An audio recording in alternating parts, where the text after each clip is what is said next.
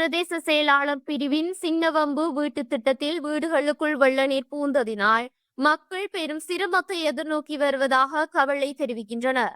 குறித்த நீரினை அகற்ற முடியாமல் பெரும் சிரமத்தை எதிர்நோக்கி வருவதாகவும், வருடம் தோறும் பெய்து வரும் பருவப்பெயர்ச்சி மழை காரணமாக தாங்கள் பாதிக்கப்படுவதாகவும், வீதிகளில் வெள்ள நீர் நிரம்பி காணப்படுவதனால் போக்குவரத்து மேற்கொள்ள முடியாத நிலை உள்ளதாகவும், மக்களின் குடியிருப்புகளிலும் நீர் தேங்கி காணப்படுவதனால் வெள்ள நீர் வழிந்தோட முடியாத வகையில் தேங்கி காணப்படுவதாகவும் தெரிவிக்கின்றனர்.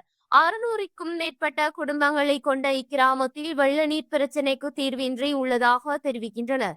இதனால் நோய் தாக்கத்துடன் அன்றாட வாழ்வியலில் பாதிப்பும் ஏற்படுவதாக கூறுகின்றனர்.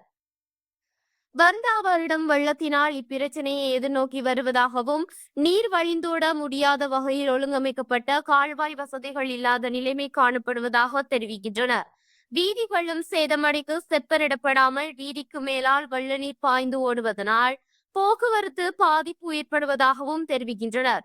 மாணவர்கள் பாடசாலைக்கு செல்வதிலும், கர்ப்பிணி பெண்கள் வைத்திய சிகிச்சைக்காக செல்வதிலும் பெரும் சிரமங்களை எதிர்நோக்கி வருவதுடன், குறித்த விடயத்திற்கு நிரந்தர தீர்வு பெற தேசிய மக்கள் சக்தி முன்வந்து உதவ வேண்டும் என கேட்கின்றார்கள். மாவட்டத்தில் இடம்பெறுகின்ற மாதாந்த மாவட்ட மட்ட அபிவிருத்தி குழு கூட்டத்தில் நல்லதொரு தீர்மானம் மேற்கொண்டு தாங்கள் எதிர்நோக்கி வரும் நீண்டகால பிரச்சினைக்கு நல்லதொரு தீர்வு பெற்று தருமாறு கேட்கின்றார்கள். என்ன பிரச்சனை முதல் போட்டு போட முதல் கான் வடிகாலம் முதல்ல அமைச்சு போட்டு அமைப்பாடு போட்டு போடணும். இது வேர்க்க விலவா தெரியுது.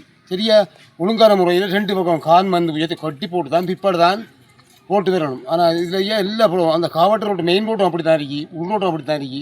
தெளிவான முறையில் 15 வருஷம் வச்சு இந்த தண்ணி வழியே இப்படியே கிடந்து எங்களால் இயலாது. ஒரு எம்பிமாரும் கவனிப்பாரும் இல்லை, ஒன்று செய்வாரும் இல்லை. நாங்கள் எப்போதும் இந்த நிலத்தில் குடியிருக்கிறேன்டா, நீங்கள் உங்களோட கண்ணால் வந்து பாருங்க.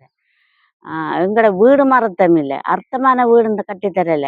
இப்போ 5-6 கிழமை வச்சு நாங்கள் தண்ணி வழியை நீங்குறோம். ஒரு சமைச்சு சாப்பிட இடம் இல்லை, ஒன்றுக்கும் வசதி இல்லை. இப்படியா நீங்கள் இருந்துட்டு கொஞ்சம் கவனித்து பாருங்க எங்களையும்.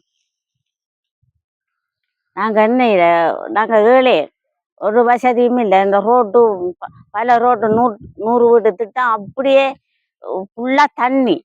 குளிக்க இடமில்லை, குடிக்க தண்ணி இல்லை, சாப்பிட இடமில்லை. ஒரு எங்களுக்கு கேஸ் அடுப்பு அந்த அடுப்பு ஒன்றுமே இல்லை. விறகுலே சமைச்சு சாப்பிடுட்டு நாங்கள் இருக்கிறோம். இதுக்கு ஒரு முடிவு காணணும் நீங்கள்.